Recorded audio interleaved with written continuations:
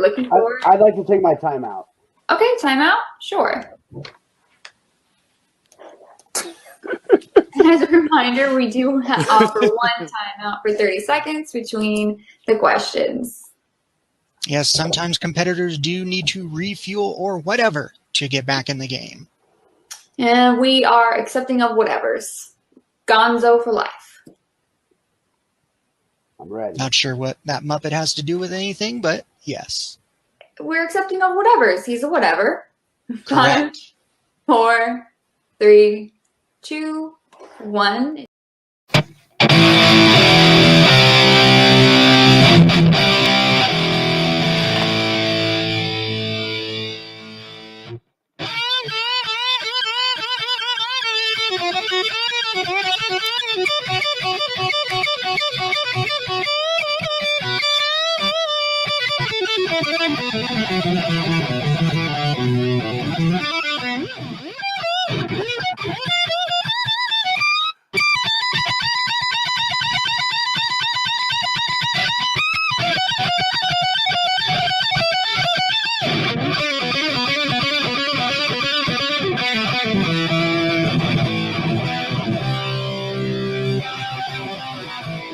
Yo, what's up, everybody? It's Thursday, December 15th. How are you doing? I'm on that brass monkey shit.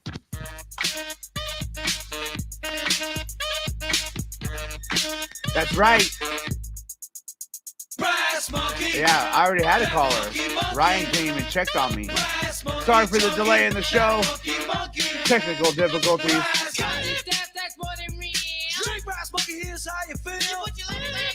Right leg up. And finish the cup.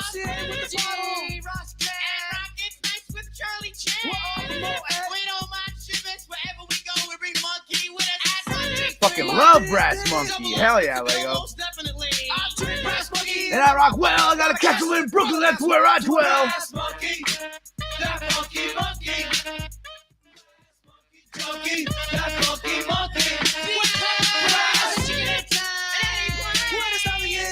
On your face. Come on, y'all. It's time to get nice. Me and the crew are drinking Brass Monkey. Girl walks by, she gave me the eye. I grabbed the Spanish fly. Remember that shit, Spanish fly? Technical difficulties, Brandy. Brass monkey, that monkey. Brass monkey, junkie, that monkey.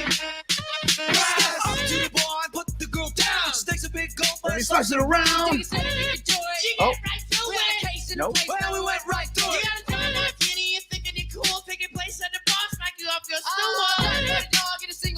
And if you got beat, You get beat to a pulp. Good, cause all y'all rockin'. If you don't bum a record, I got my egg band. I see it. I love Brass Monkey, but I don't get the egg. We got the bottle, you got the cup. Come on, everybody, let's get Brass Monkey. That monkey. Brass monkey, junkie. Ryan says that Brass Monkey be frozen up here in Canada. It's cold. That monkey. Brass It's monkey. turning to rust, your Brass.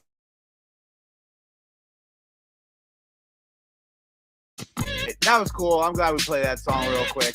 But I do have a guest for today. You know him. You love him. I guess he goes by the name Roby. What's up, Roby? First of all, it's Robbie. Oh, there should be two B's then, shouldn't there? Nah, dude. Everybody else does that. I'm just a 1B Rob. Yeah, you are. You sure I am. are.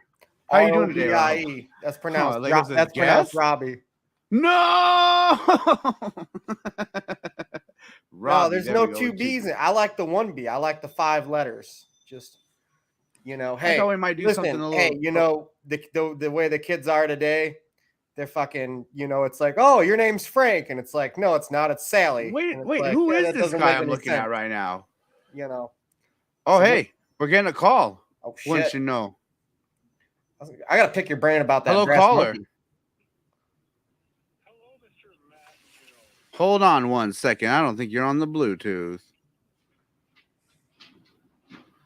Here we go. Now we hear you. How you doing? You're talking smack with Matt. What's up, Ryan? Hey, what's going on? Nothing much. Hey, Mr. Fishback with 1B. How's it going? It's going pretty well. How you doing, bud? I'm doing well. Thank you very much. Good to hear it. Good to hear it. Okay, I got to turn my computer down. There we go. That's better. A little delay in the computer to where I'm talking, so I'm hearing echoes. Yeah, this is great content right here. Oh, this is content that'll take your channel right to the moon there, Mr. Munoz. To the moon, Alice. So what's Well, I'm up, just Ryan? wondering when are we gonna have our country sing along there, and when is that gonna happen? Oh, country We sing along. do it about 10 minutes if you want. Oh no. Is that what you want, Ryan? Well, it doesn't have to be a sing along. It could just be a country playlist. Okay. Well, everybody That could be wants to know, comprised Hank, of- why do you drink? Hank, why do you roll smoke? That's why his truck left. You ever heard that Rascal Flatts song, country song? Oh Backwards? no, Lego. She says, "Oh, look at the time. I gotta go. What a Oh, shame." no, Lego, I didn't even Lego, get to stay. explain myself yet about the Robbie thing. Well, I thought we would do something a little different today. I thought maybe we'd pick a song. Oh Jesus, and I'm gone. Bye. I thought we'd do something a little different, Rob. Since you're here today, I thought maybe we'd give a little music history class where we could pick a do that, but song. we should finish. We should pick our caller's brain or your caller's brain rather, and figure out. Ryan's cool. You gonna hang out? Do a little music I'm history cool, man. class. You gotta hang out. You want to do a little music history? So, all right, before Ryan we can do kick that, us off. I just briefly want to. So, this crazy world we live in now. Everybody. It's like like people are naming their kids like weird shit. Like Oh, Elon God. Musk's got a kid that's like a bunch of numbers and a letter and stuff. So, to me, it's like to drop one of the B's in Robbie and still pronounce it Robbie's not that strange It's relative. roll by. Roll by. Roll by, yes. Hey, but Ryan, why don't you start us off? Is there a song or something that you can think of that you might want to know the history of? Maybe Rob here knows something about. Could be about anything. Rob knows a lot about music. Oh yes, does he really? He does. Well, I mean, I'm not like a wind-up doll. Let's, maybe just get into a subject. Why don't we pick a genre or a topic within music or in the music world, maybe outside of like physical songs, maybe, anything you want. But I am not a wind-up doll. So let's why don't we just pick a topic and we'll just kind of go from there. What do you think? Okay, Five Finger Death Punch. Five Finger Rob Death doesn't Punch. know them. I know who they are. Oh, you do? Yeah, I've heard their cover of In the Air Tonight. I think it's Oh, them. okay. Yeah. How about Gone Away? I don't know that one. So here's the deal. I don't know a lot about they're metal. They're definitely a metal band. I don't know a lot about metal. Rob's more polka. He's more country than he is rock and roll. Whoa. I'm very much rock and roll, just not into the metal thing. He doesn't like to rock too hard. No. I've said it 1,000 times. AC/DC, that's about as hard as I get. I need to clip that out. What? So what else, Ryan? You got a genre then? Rob seems to know nothing about metal. No. Okay. Well, how about our boy Alan Jackson? Oh boy, Alan Jackson. His debut album came out in 1989. It was 89. You are What's correct. your favorite? So, all right. So, what's your favorite Alan Jackson song? Oh, it's gonna be cliche, but Chattahoochee. Chattahoochee's Chattahoochee. banging. I have a T-shirt that says "Lot about living, little about love." Or is it "Lot about living"? Yeah, a little about love. Yeah. A lot about living and a little about love. Down by the river on a Friday night, pyramid of cans in the pale moonlight. Talking about cars and dreaming about women. Dream about women. Oh, I think I Never had a plan, just a living for the Rob. minute. Hell, it down yonder. Come on, Matt. Come on, Matt. Get in there with us. Oh, I So wish I knew. What's wild about Alan Jackson is like, so Alan Jackson, all right, so you know who else's first album came out in 1989?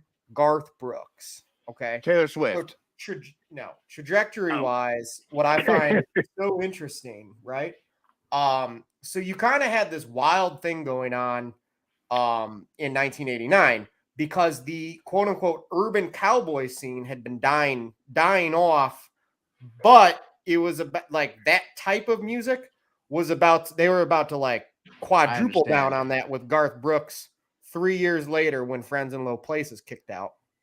But if you go listen to that first album, it's very, very much more along the lines of your traditional country music that was still kind of coming out at the time. So what's wild with Alan Jackson is, so it's 1989. So on one side of the coin, you like Reba's really big at the time. He be wildin'. Like, you know, you had some female artists that were really kind of making some noises and traction and stuff.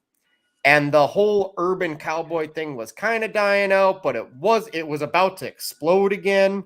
That kind of the Rhinestone Cowboy, you know, music. No. Like music that's a lot, you know, very poppy and kind of has like a rock, you know, rhythm to it.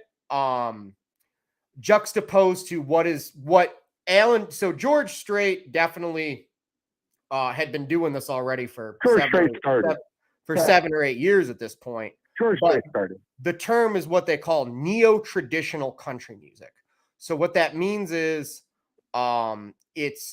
they're basically playing what would have been the same style of country music that was coming out in the 40s and 50s. So if you've got drums, they're played with brushes, or it's very, you know, simple. It's nothing crazy. You might have an electric guitar in it, but it's more just for riffs, and it's kind of, you know, it's not like there's no distortion on it or anything like that, right? And it's your standard fare, you know, heavy on the lap steel, pedal steel guitar sort of thing. It's really twangy, right? And that was Alan Jackson. Right out of the gate. Alan Jackson, Brooks and Dunn. Brooks and Dunn's another great example of that neo-traditional country movement. Again, started, I would say, with Leo George says, Strait. "Whoa, I haven't zoned out this hard since 7th grade science class. I think I blacked out." Why are you wearing sunglasses, Rob? Well, so a couple hours out of the day, I like to protect my eyes. I'll eat a bag of carrots and while you're indoors.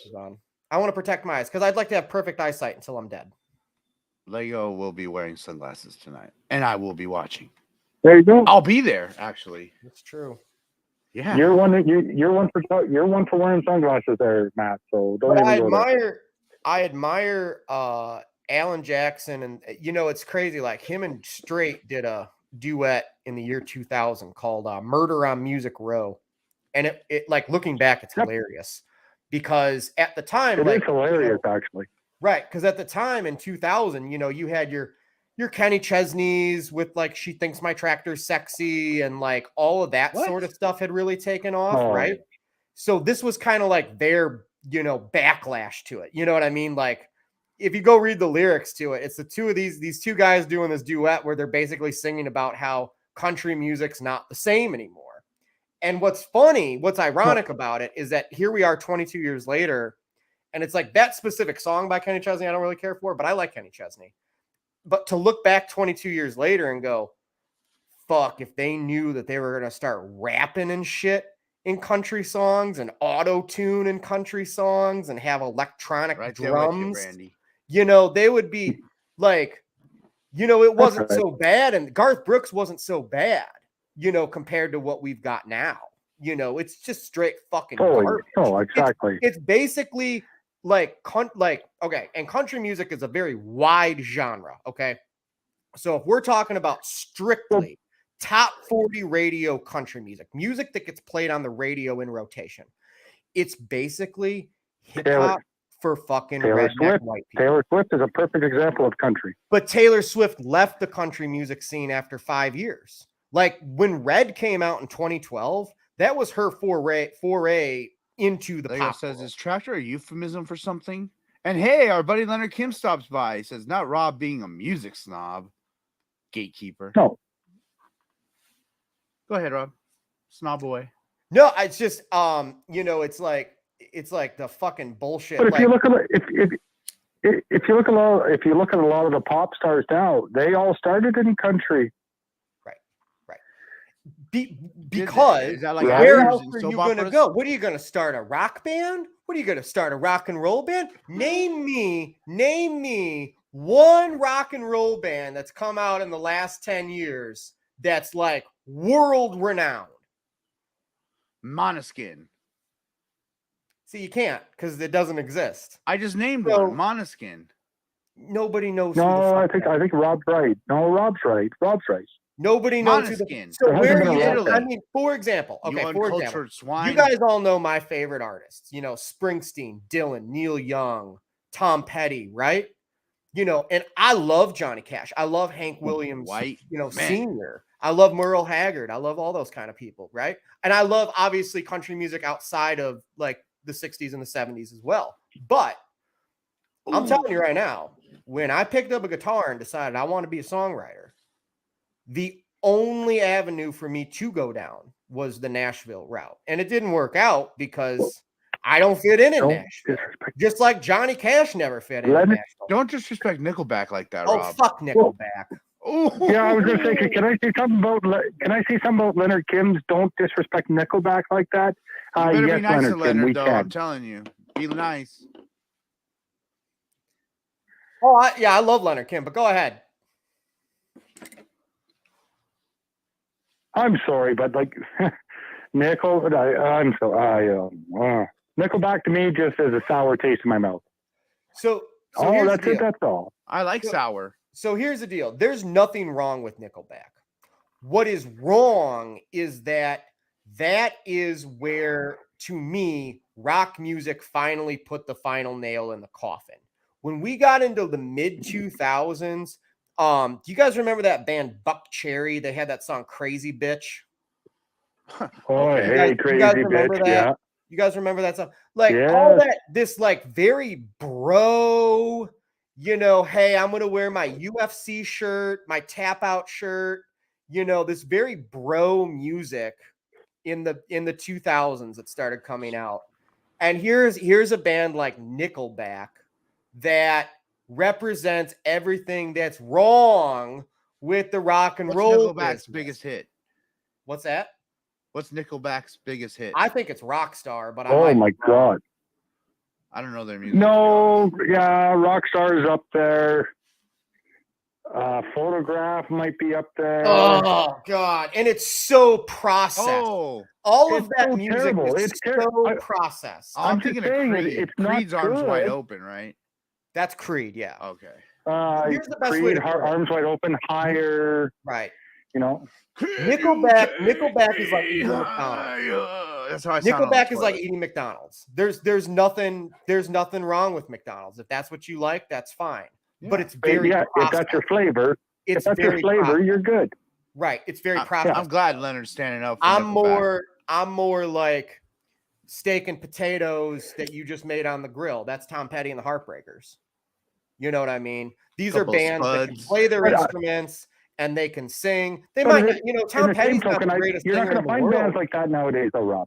What's And that? you're not going to find bands like that nowadays. No, you will not gonna find find them. them. So here's my argument. You will find those bands. You won't find them on the radio. Unfortunately, a lot No. of those bands hit 25 or they hit 30 or they hit 35 and they got to go get a day job because they can't afford to keep playing for 200 hours at a club on the weekends. Because again, these, you know, I know I won't use myself as the example, but I know quite a few very talented musicians, right? Mhm. And they can write songs and they can sing and they can play the fuck out of the piano or the guitar or whatever have you. But they're smart enough to know, because now we've got 70 years of the pop music business behind us to reflect on. They know, they're smart enough, they're educated enough to know I'm not going to get fucked. So they might get an offer many for clip blah, outs. blah, blah, but the contract is shit. Well, they're smart enough to know I'm not going to sign that contract. Whereas 50 years ago, you know, Jimi Hendrix didn't know any better. You know, a lot of these 50 guys, years they ago, didn't know any better. we didn't have Spotify or nothing like that. We didn't have any of that. It was all radio back then. And everybody, you know, there's no radio. Like, who listens to the radio now? I do sometimes. Well, I used to. I mean, the sad part Oh, is even yeah. Sirius radio starting to go out the door to an extent because more people just they get in their car, their phone automatically syncs up to Bluetooth. They got Spotify on already. They've already got pre-selected playlists that they custom made themselves. Yeah, It's you in the got your CarPlay. playlist. Right. Yeah, Or they're you got going to your listen to a playlist. podcast. Or Apple CarPlay or whatever. Right. Oh, hey, I'm going to go listen to, you know, Talking Smack with Matt. That's what I'm going to hell listen yeah. to. My 20-minute drive to the gym, that's what I've got on, right? Or You'd I've like got to listen on to Talking a Smack with Matt. playlist Hit that I that like made. button. Right. So, but anyway, so where I was going with that is there are people out that like there. I consider myself one of those people. It's like, listen, this is not me trying to be arrogant or anything, but it's like, I'm well educated enough to know what a good song is. You know, let's say, that's a good song. You know, and there's a lot of them out there. It's not like there's only Isn't that so 100 songs subjective, that are- though? I don't think that you are need good songs. experience to know that. No, but again, there's a lot of music out there that I don't particularly go out of my way to listen to, but I know that it's good. Like I can listen to it objectively and go, "Oh wow," you know, like SZA, SZA. Is that her name? SZA? I don't know. I don't know. She put out a new record last week, and a friend of mine posted She related to sent the me one of RZA? the videos, and I listened to the song, and again, that's not my genre of music at all. But I was like, oh wow, that's really good. Or like I remember when Lorde came out with like Royals and stuff, and again, that's not my genre, but objectively, it's like, oh wow, that's a good song.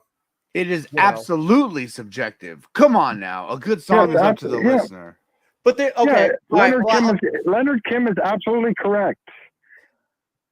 but I'll It is absolutely challenge. subjective. I might like a song that Rob might not like or Matt might not like. Yeah. But as somebody that's well educated in music, again, there are things that are undeniable, right? Undeniable.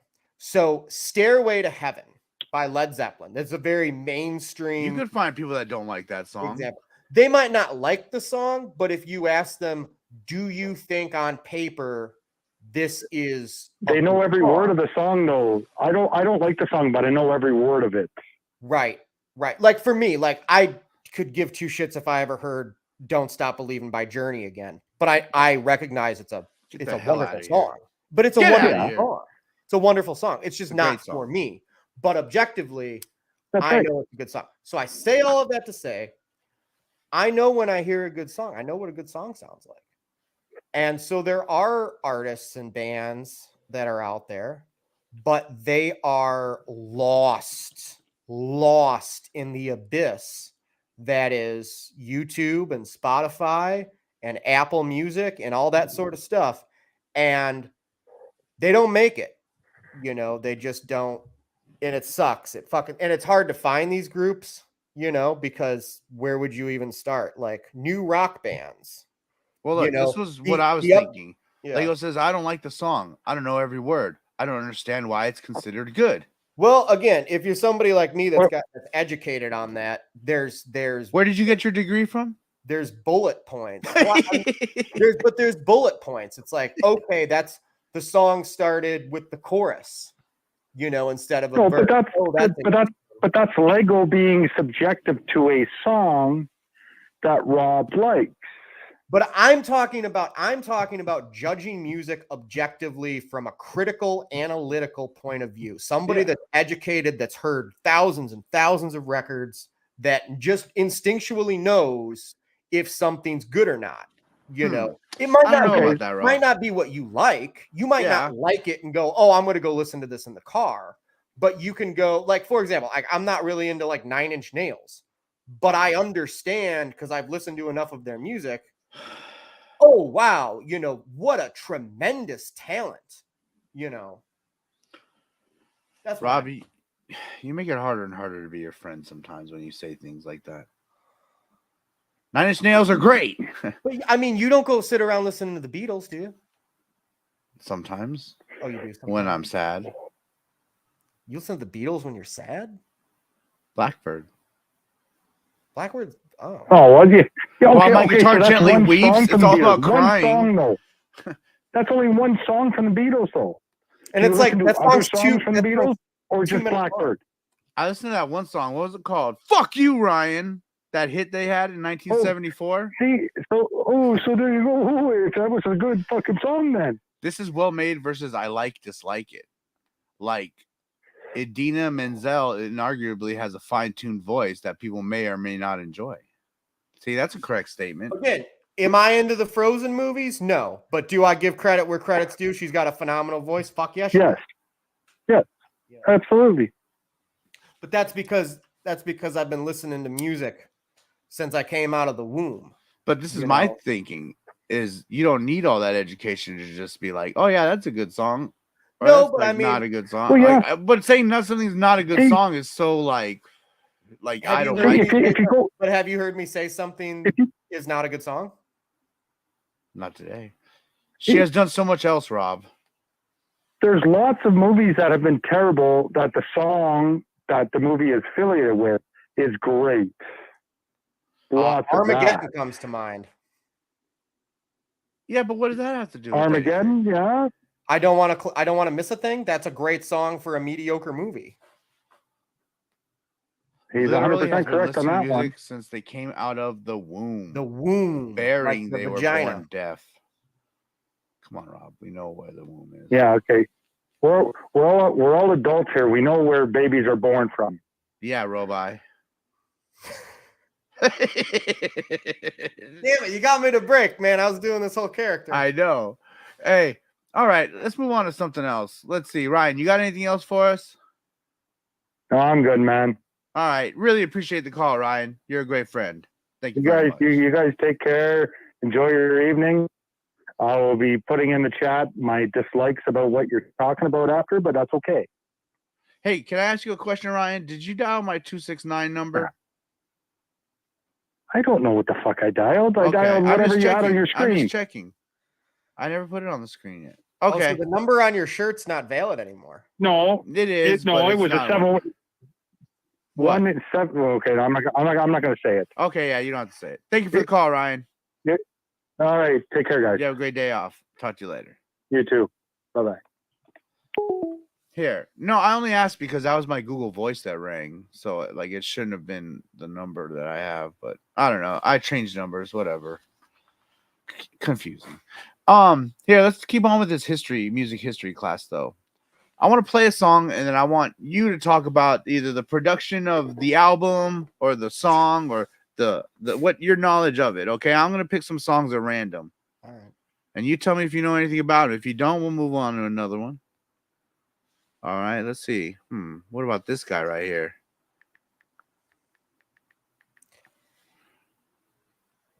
What about this right here, Rob?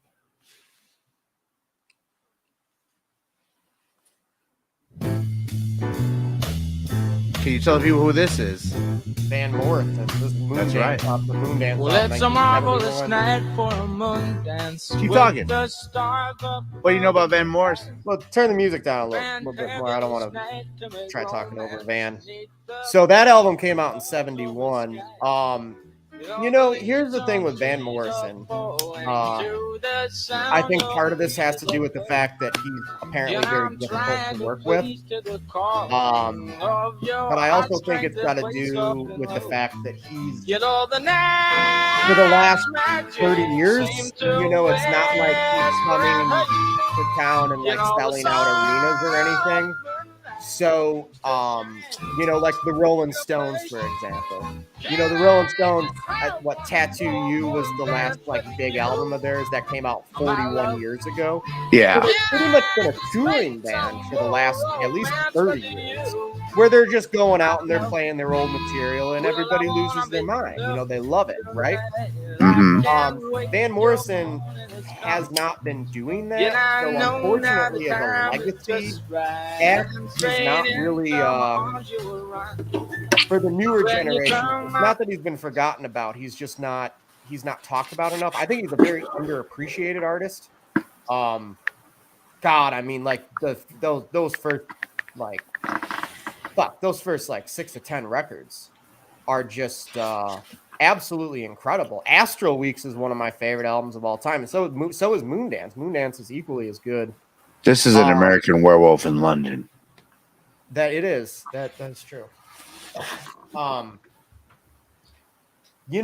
Van Morrison, he incorporated a lot of he's Irish, Yeah. so he's from Ireland. But there's definitely a presence of that like influence coming from like Astro Weeks, I think would be a better example. Very folky acoustic guitar sort of thing. But then he also really, like in terms of white artists, did a great job at capturing like a little bit of rhythm and blues and jazz Whoa. into his like Moondance is riddled with jazz chords. Yeah. That's very much what would be called today like adult contemporary. Was right? Moondance on the same album as Brown Eyed Girl? No, Brown Eyed Girl. So he was in a band called Them, and Gloria and Brown Eyed Girl. Yeah. And Here Comes the Night. GLO. Oh, here comes the night. That was all under the band Them. I think they made one album, few singles. Those were all singles. So did he write the song or something? Is that why everyone thinks it's him? So that lasted like a year or two, and then done. And then his solo music started coming out like right immediately. Okay. But obviously, like if you were to go by like Van Morrison's greatest hits, like those tracks would be on there. Here, let me throw another guy at you real quick. Let me see if you know anything about this right here. I'm 18 and I like it. Alice Cooper. That's right. What do you know about Alice Cooper? Well, first of all, I think the song you're playing right now that came out the same year as this is either 70 or 71. This song. Really? Is that old? Yeah. Oh yeah. So what's cool with like Alice Cooper is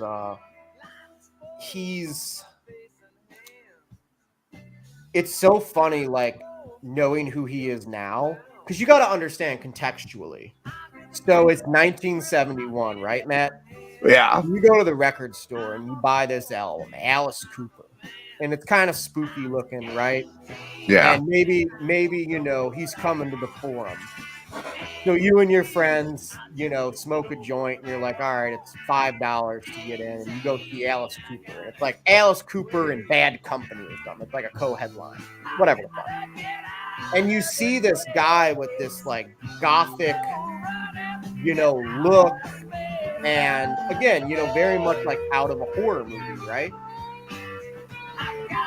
But it's an act. Like he's a born again Christian. Who lives in Arizona and plays golf 5 days a week. You know what I mean? So, but back then, 50 years ago, you could get away with that mystique. Yeah. Where, like, think about a band like Kiss, right? Like, they didn't have that makeup on all the time, but they could just slip out into public and kind of do their thing and whatever. But when they were performing, they were Kiss. When Alice Cooper was performing, he's Alice Cooper, right? Yep. But that's gone now. Like Eminem, Slim Shady. Yeah, no. I mean the mystery. Oh. If you can just turn that music off. It's hard to talk and there's no mystery anymore. Yeah. Because of social media, right? So you would just have to be Alice Cooper all the time because there's paparazzi all over the place and TikTok and Instagram and all these terrible things that are ruining society. Terrible. But back then, that's why David Bowie could do the Ziggy Stardust era and then decide he's going to do something else, because it's like you only had to be that when you walked out on stage. You didn't have to be that when you got off the stage. You know, Elvis only had to be Elvis when he walked out onto that stage. When he went home, he could just be Elvis Presley, the guy. You know what I mean? Yeah. Once he got past all the screaming girls and got inside the car, he could just be himself. Whereas Yeah. now I just feel, but I also feel, you know, and I've said this before on things like, you'll never see another David Bowie. You'll never No. see another Mick Jagger. They're characters. You know, they're characters. And, They hooked you up know, together. You know that, right? yeah, you know, is that though to sell tabloid articles or is that, you know, a real I heard they thing? hooked up. I'm just saying. Well, regardless, Nothing wrong with it. you're just not going to have those people anymore. You know, Yeah. the closest thing that anyone can think of is like Lady Gaga. And when Lady Gaga was at the height of doing, you know, maybe some Stranger Things, you know, she was ridiculed by many people. You know, they thought she was weird and all that sort of stuff. Whereas because all of those people now have a voice due to social media. Whereas back in the 70s, it was like if you weren't into David Bowie, you were into your thing and nobody really bothered you. But now with like internet comments and Twitter and all that sort of stuff, I think somebody like David Bowie, and I'm not saying him specifically, but somebody like a David Bowie that is just so creative and just has all of these different parts of his personality that he wants to like put into fruition and like be Ziggy Stardust for 2 years and then be this other thing for 2 years, right? Yeah. You know, most artists are insecure. So if you wanted to start a trajectory like that, right? And I'm going to become so-and-so, and you've got 1 million followers on Twitter, half of them are going to just lose their minds. Here, let me and throw be the next like, band at you real quick. you know, you're fucking weird or you're fucking whatever. And it's going to bring their insecurities out and they're not going to do it. So to me, I think that's why you're just not going to see characters like that anymore. Let me run this band by you.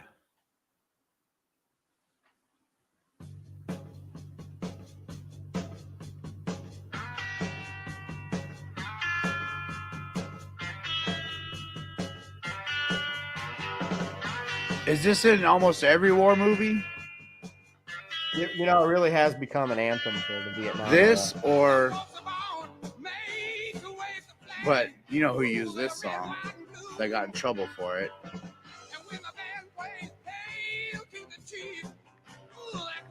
But this is the other one that they play in all the war movies right here.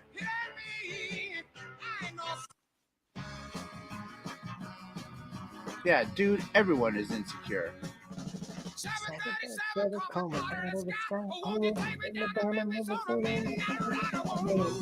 what do you know about Creedence, Rob? I know everything about Creedence. Creedence is one of the greatest fucking bands that has ever existed. Where are they from? They're from California. Which is weird because you would think how bluegrass they sound, they're from the South or something like that. Well, I mean, you know, you would definitely think they were from like Louisiana. You know, very like they're from the swamps. They're from the backwoods. Yeah, to your point. The bayou. But again, that goes back to what I was just saying. You know, if there was a band that came out now that was from the suburbs of Los Angeles and they sounded like that, 100,000 people would get on Twitter or YouTube and go, they're a poser, they're fake, they're not authentic because, you know, they're trying to be, you know, they're from Bel Air or they're from the Valley or they're from whatever.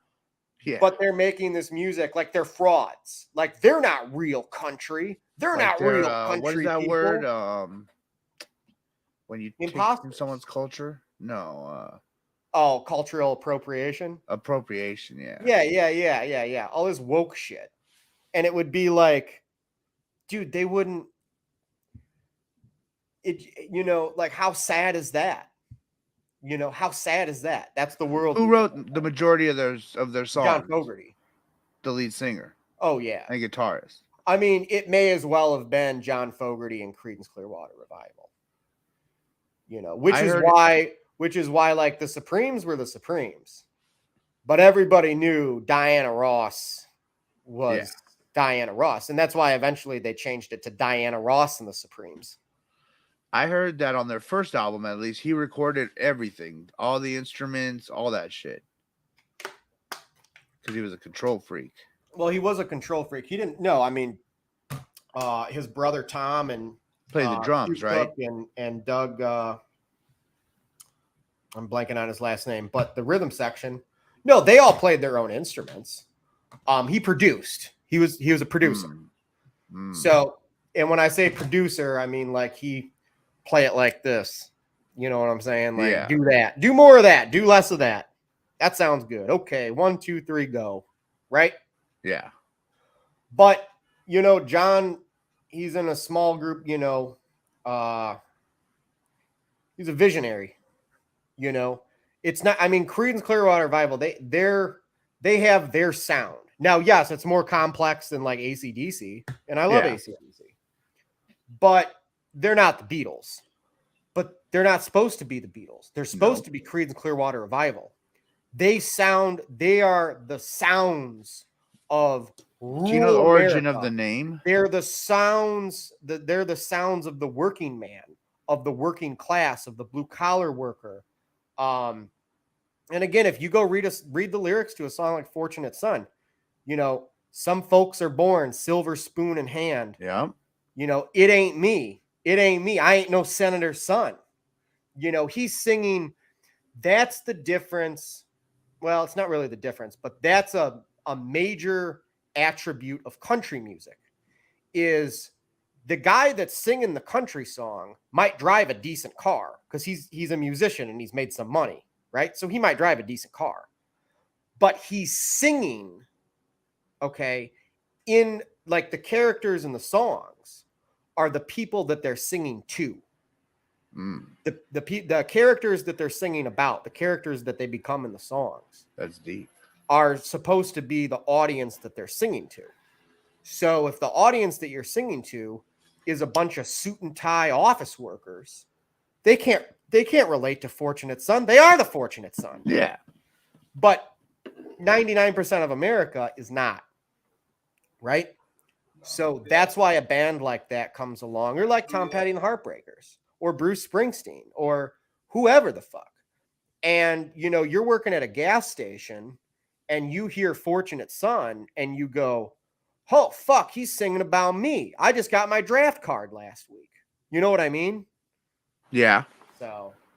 Here, I need to disconnect this Bluetooth real quick. 1 second. No, Lego, I get your point. Okay. My point is, in the world that we live in now, so in 1968, right, a band like Creedence Clearwater Revival could come out and nobody knew they were from California other than them, but if you lived in fucking Timbuktu, you had no idea. You assumed they were from Alabama, Louisiana, whatever, Florida maybe, but you didn't know for sure, and there was no way to look it up.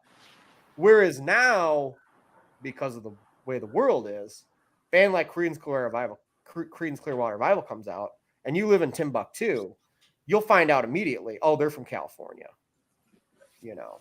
Dude, people in LA play country music. What the F are you talking about? I understand, but there's a very authentic sound to CCR that really would get you to believe, like the Allman Brothers. They're from the Muscle Shoals area, like Georgia, right? Yeah. Go listen to the Allman Brothers. They sound like that's where they're from. That makes sense. You know what I mean? So people should sound like where they come from. Well, I'm joking, bro. I'm joking. That's not what I'm saying. Hey, I was about to play another one, but what about Chuck Berry? What can you tell us about Chuck Berry? He's an interesting fella. Well, why don't you ask me, you got any more specific questions? About CCR? No, about Chuck Berry. Oh, kind of guitar did he play? That's a good question. I don't know. I think it was a Gibson. Pretty sure.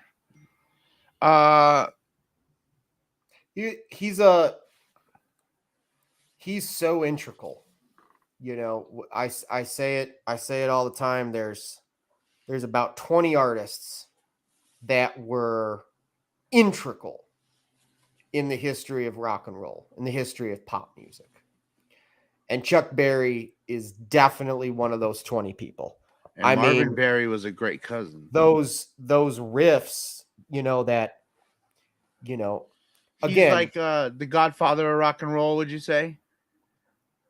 One of them for Who else sure. would be up there? I mean, for me, the birth of rock and roll, like the initial blah. It's Chuck Berry, Fats Domino, Little Richard, Elvis Presley, and Jerry Lee Lewis. Lego says, I didn't realize Marvin Berry and the Starlighters were invented for Back to the Future until I was like 22. Laugh out loud. That's funny. But see, Chuck, those riffs, Chuck Berry took, look at a song like Johnny Be Good. That's a narrative-driven story that has a beginning, a middle, and an end. Deep down in Louisiana, close to New Orleans, way back up in the woods among the evergreens. Okay, we've set your location. We've set your location to the story, right? All the way through the end of the song. That's a narrative-driven story. Yeah. Okay? Narrative-driven stories were not a thing in popular music. Narrative-driven stories like that, okay, specifically ones about the South, that was reserved for country and Western music. So you're taking that narrative storytelling element and you're bringing it into rock and roll, i.e. pop music, right? Yeah. You're bringing it there, okay? Along with these riffs. Now, listen, Chuck Berry songs are not that difficult to play. They're all pretty much 3 chords. It's nothing too, there's no frills. It's not Mark Knopfler, right? Yeah. But without Chuck Berry, you don't have George Harrison. You don't have Keith Richards, who 5 years later are coming out in the Beatles and the Rolling Stones. And it's like, oh, fuck. Oh, my God. Ryan says Richie Valens, Elvis, Chuck Berry are my 3. Yeah, Richie Valens is great. But to me, Richie Valens was a little later. He was more like mid to late 60s. Whereas Elvis and Chuck, I mean, we're talking the class of 55, 1955. But again, Ryan, I might be a little ignorant to Richie Valens' whole history. You're awesome, Lego. I heard there was a house in New Orleans they call Rising Sun, which was the next band I wanted to talk about, the Animals. You want to talk about the Animals? Yeah, let's talk about this song in particular. You know what? You want to know what's hilarious? So that's a traditional, like, there's no copyright to that song. That's a traditional folk song.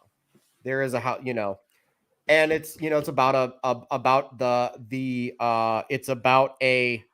the product of a whorehouse.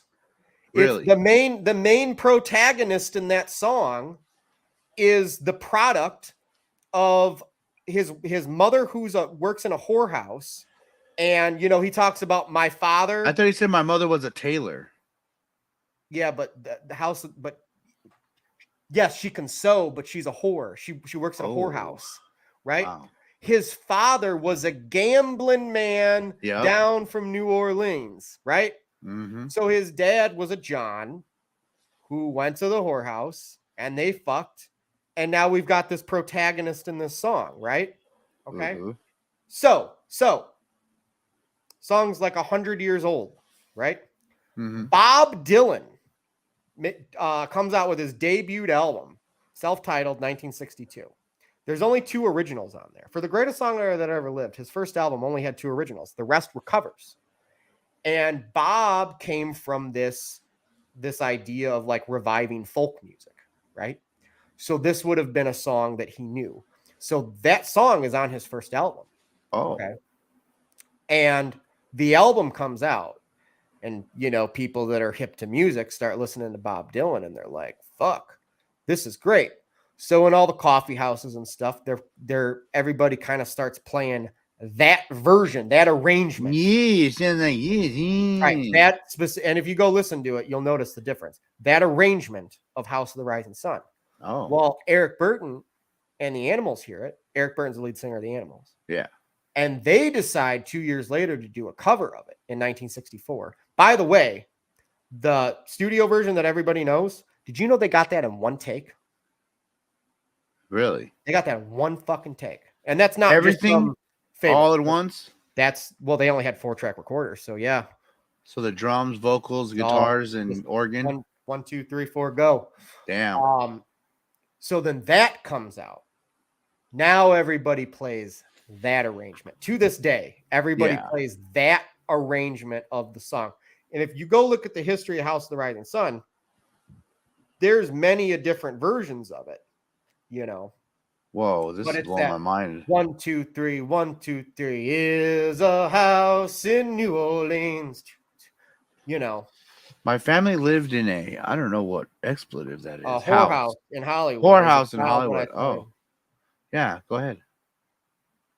My family lived in a whorehouse in Hollywood. As a child, when I tell you I did not like the ceiling mirrors, I have the most random life stories, I swear. Thank you for reading that, Rob. Can But yeah, someone you write know, the something animals- ridiculous for Rob to say? We were talking about this recently. We were talking about the Kinks, you know, Ray Mhm. Davies, right? And it's like when people think of British bands, okay, you Yeah. got the Beatles, the Rolling Stones, the Who, and then just a little bit later, Led Zeppelin and Pink Floyd. What about the Yardbirds? I understand, but I'm talking like you, Matt, literally go knock on every door in your neighborhood and go, can you name me 5 bands from England? Okay. Well, okay. The Beatles, the Rolling Stones, the Who, and then a little bit later, Led Zeppelin and Pink Floyd. Those are probably world known, the 5 British bands they're guaranteed to know. Okay. Yeah. Now, I love the Yardbirds. Okay. Oh, and what The about the Monkees are an American Monkees? band, Ryan. That's an American band. Oh, We're Ryan, sticking- you don't know shit. We're sticking with England. I'm So joking. I say all of that to say I think the Kinks are severely underrated, and I think the Animals are okay. I think the Kinks are definitely underrated. I think the Animals are severely underrated, Yeah. and I think the reason that the Animals don't get the love that they deserve is because they weren't songwriters. Like the Beatles, you know, by the time their third album was out, they were writing all their own songs and all that sort of stuff. Where the Animals, a lot of their big hits came from the Brill Building in New York City, What right? about Please Don't Let Me Be Misunderstood? Is that an original? It's an original song of theirs. But songwriters wrote that from the Brill Building in New York, Oh. right?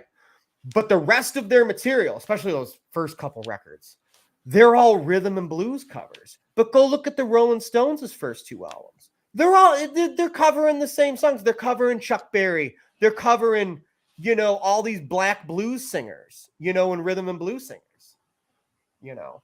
Yes, Leo, I think did know the this, but Animals fun and the fact Doors- for those that don't know, Jimmy Page was in the Yardbirds. So was Eric Clapton. And you know, you want to know the best part? Hmm. So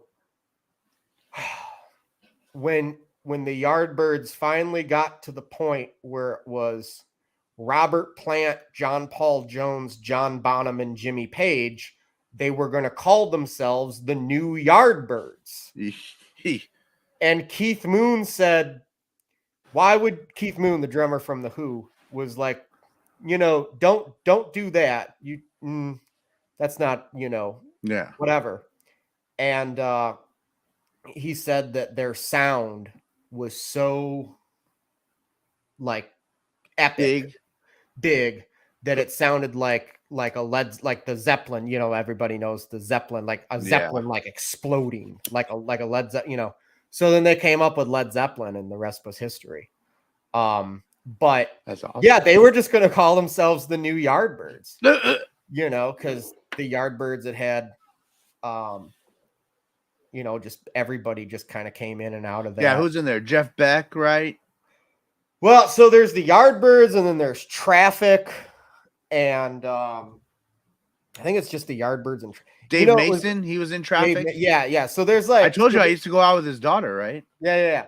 Hell So there's yeah. like in like the mid 60s in England, you know, these are bands that hadn't made it in America. You know, this is like 65, 66, 67. You know, there's only so many musicians. you know, because there's only so many guitars that you can buy. It's not like it is now, Yeah. where there's a guitar center every 50 miles or Amazon, right? That's a good question, though, real quick. Which person in Zeppelin was the Tolkien fan? Had I to don't be know. I mean, Robert Plant, right? definitely, He's writing the lyrics. definitely Robert Plant. Yeah. But I could be all of them, you know. But so anyway, so you gotta, you know, contextually, there's only so many instruments available. Yeah. Therefore, there's only so many musicians. You know, I mean, to this day, there's only so many people that go out and buy a guitar and they take guitar lessons and then they learn how to play the guitar. There's, you know, out of, let's say, 100 people that say, hey, I want to buy a guitar. Yeah. Let's say 80 of them buy a guitar.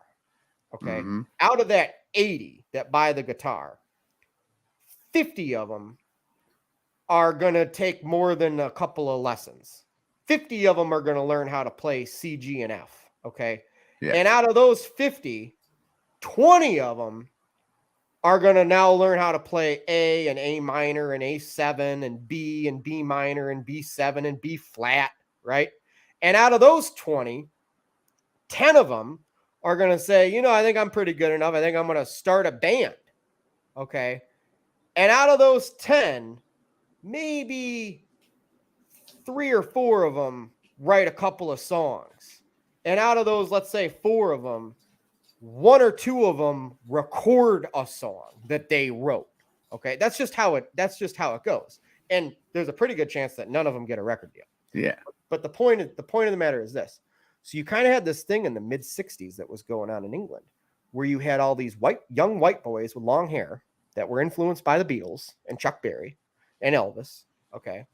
And black blues players, you know, and there are all these young white men in England in the mid 60s, and they all became friends with one another because they didn't know anybody else that listened to Robert Johnson. Yeah. You know, so that's why you get Jimmy Page and Jeff Beck and Dave Mason and Eric Clapton and Mick Fleetwood and John McVie and Jimmy. I think I already said Jimmy Page, but and all of these people, and they all start hanging out together. So naturally, they all start, you know, making noise together, and go, okay, well, let's make a record. All right, the Yardbirds or Traffic or you know the Jeff Beck Group or whatever it is. And by I mean, like, look at Rod Stewart. Rod Stewart was in the Faces with Jeff Beck. You know the song Maggie May? Yeah. If you listen to it on the radio, they cut the intro out. But if you listen to the album cut, it's got this intricate acoustic riff at the beginning of the song before you wake up, Maggie. It's fucking Jeff Beck playing that shit. You know, they were in the Faces. You know who played guitar on Let's Dance by David Bowie? I don't. Stevie Ray Vaughan. Well, it was Stevie Ray. Okay. I knew, was it Eddie Van Halen that was on the Michael Jackson record? Yeah, he made that riff. But so anyway, so my point is it's like, you know, Rod Stewart was in the Faces. I love the Faces. I think the Faces, like, they were a lot more edgier, you know, and raw than what because when Rod Stewart came out, like that, those first couple albums were still pretty, you know, much of that ilk, of that vein. Yeah. But then flash forward a couple of years and he's doing covers of the Temptations and, you know, If You Want My Body and You Think I'm Sexy, you know, that's a whole nother thing. You know what I mean? But Rod Stewart's undeniable.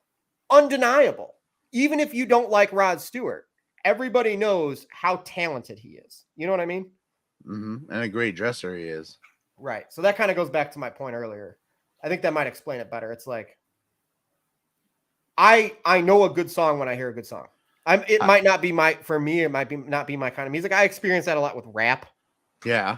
You know, like, that's not for me, but those are some really good lyrics. How about real quick, you tell the people about who Robert Johnson is and was. Music, who he was. So, if I died tomorrow, I know I have had a tremendous musical effect on people throughout my life, friends of mine and stuff, that I've introduced them to bands or groups or artists that they otherwise would have just never heard of, that have become some of their favorites, right? And Robert Johnson, one of my best friends, I turned him on to Robert Johnson about 10 years ago. Yeah.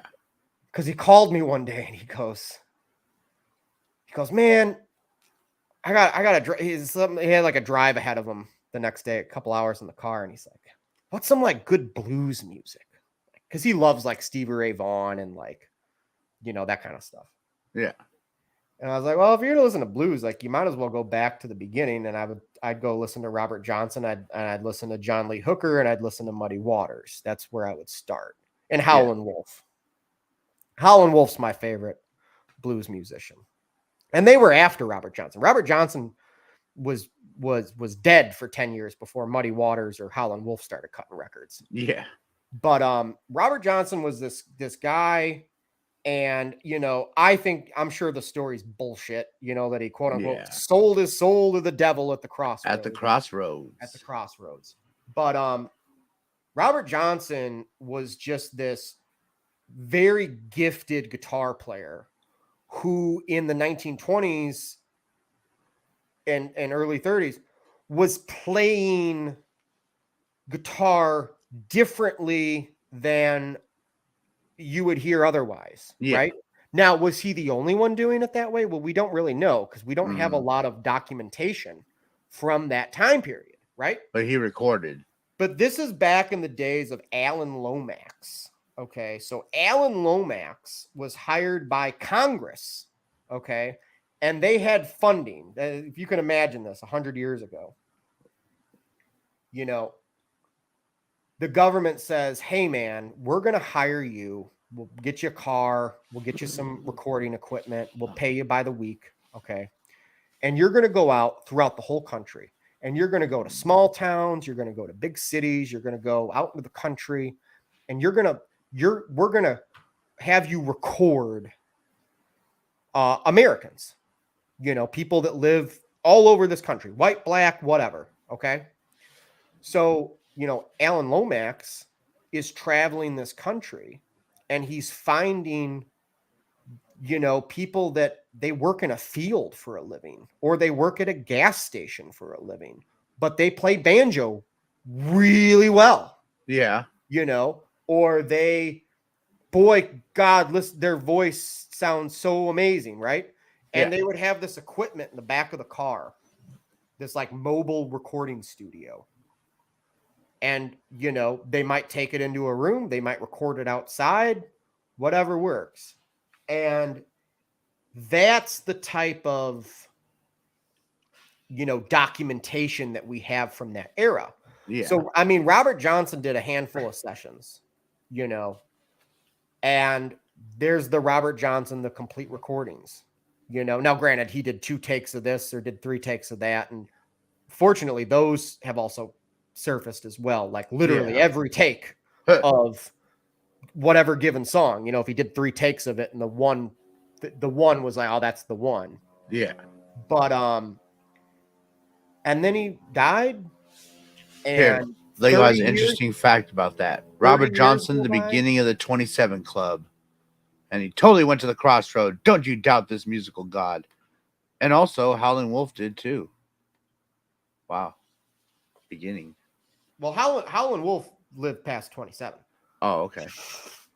But did Robert Johnson die at 27? He did. Oh, wow. But fuck, Howlin' Wolf is, oh my God. And this is, Howlin' Wolf, Chuck Berry, that's all Chicago. Chess Records out of Chicago, Illinois. Huh. You been there? Well, none of it exists anymore. Oh. All that stuff's been gone for a long time. It's a 7-Eleven now? But my point is, so it's like, here's this guy, Robert Johnson. He records these songs. Then he dies. And then 30 years go by. And then Cream comes out with Eric Clapton, Jack Bruce, and Ginger Baker. Yeah. And their most known song is the cover of Robert Johnson's Crossroads. Oh, now to the So, crossroads. but what I'm getting at is, could you imagine to be Robert Johnson? You've been dead for 30 years and you Yeah. assume nobody knows who you are. Yeah. But this, you know, again, white people, due to segregation and racism in America, most white people were not getting a hold of these black records, Yeah. but they didn't give a shit in England. So people like Eric Clapton and Jeff Beck and Keith Richards and these cats, they're going into a record store and they're buying the Robert Johnson, the complete recordings, and they're going home and they're listening to it incessantly. Yeah. And that influence on their guitar playing cannot be understated. You know, now granted, they're not playing it necessarily on an acoustic steel string guitar. They're playing it electric. They might have they have a pedal or two attached to their amp, right? Maybe a little drive, a little reverb, whatever the fuck. Yeah. A little delay, but it's there. So to be Robert Johnson and to be dead for 30 years, and now all of a sudden you know, he never got a chance to see the influence that he had on this world. You know what I mean? Yeah. Yep, I hear you. Well, I think we'll cut it off there. Show was Was pretty that much a over. little too like No, lecture-y? no, I had a lot of fun. No. This was good. This is what I wanted to do. Yeah. Music history lesson. I just you know, and again, before we get out of here, I want to clarify a thing or two. Like, some people say I'm a music snob. I don't think I'm a music snob. I think I'm somebody that's heard so much music. It's just like movies. You know, there are a handful of movies that on paper are not good movies that I thoroughly enjoy, like Joe Dirt, right? Yeah. And there's a ton of like These Are Days by 10,000 Maniacs. These are the days. I love that song. And it's fucking pop music. You know, Vacation, I love that song. You know, there's a lot of really good trashy pop music from the 60s and the 80s that I thoroughly enjoy. But you know, again, critically, I have the credentials to explain why I know what a good song is. But the gatekeeper aspect, that's what I thought a gatekeeper was. I thought a gatekeeper was like, hey man, I'm really into music. I just heard I Can't Get No Satisfaction yesterday. And then I would be like, okay, so go listen to these bands and then come back, tell me what you like, tell me what you don't like. And then I'll give you another handful of bands and albums to go listen to. But I learned yesterday that the term gatekeeper is a very negative connotation. Yeah. And it's basically like, well, you're not allowed to be in this club. Mm-hmm. And, you know, I'll tell you what, I want everybody to be in the club because I spent 20 years talking to myself about music because I didn't have anybody else to talk to about it. So the more people, you know, that we can converse and have these conversations about music. Lego says, you learned yesterday? Huh? Hey, Rob, why don't you plug your channel? Whoo! Oh, shit. I know I put you on the spot, It's but gonna here, I be got a in link. about an hour. Yeah, I got a link for you guys, too. I There gotta you eat go. dinner. Everyone about go an check that hour. out in an hour. We're going to be doing a watch along of the 1988 film Scrooged, starring Bill Murray and a plethora of others. Excuse me. Matt will be guesting on the show tonight. That's right. Finally. And then we're off next week. And then the week after that, me and Lego are going to be going over our 100 favorite films of all time. Oh my God, I need coffee. And I can confirm, because I've spoken to Lego about this, I think we might have, it's definitely more than 5, but less than 10 movies in common. Got you, Lego. On our top 100. So that's going to be hilarious. Top 100 versus top 100. Right. So we'll be going over that. And then how did I want to start the year? I just came up with the perfect new episode for season 1. I don't know. I'll remember it later. I don't know how it's a versus, but it is. It's a competition. Oh, so our first episode back in January, because I'd like to take a week or two off. We're going to be doing like our favorite movies of 2022. Going to bring Danny in for that and Nice. one or two other guests. Yeah, thank you, Lego. Thank you. Yep. And then I'm just going to make this announcement now. So big announcement time. I'm gonna Wait. Yeah. Wait. Hold on.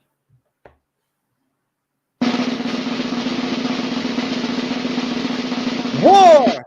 What is it good for? That was for your announcement. No, Who I does know, a but drum roll to war? I couldn't help myself. Oh my god. Yeah, but whenever you hear that drum roll, don't you want to sing war? No. Oh. What What kind of songs did you sing in the bathtub growing up? We're not talking about this. All right. What were you saying? I'll make this announcement now. There'll be more details to fill in. So here's the gist. And I've always been very honest, so this is me being honest. This will be January of 2021 is when I got StreamYards, and it's $25 a month. And I've been floating it for 2 years, and we have a whole big network now, multiple shows, the whole shebang. Yep. I want to upgrade to all the shows being in high definition. One, I think we'll get better traffic than we've doubled our subscribers in the last year, which isn't saying much, but I'd like to double them again, and then we'd actually start getting some traction. So I think going to HD would help get more eyes on the shows. Mm-hmm. And well, naturally we just look better.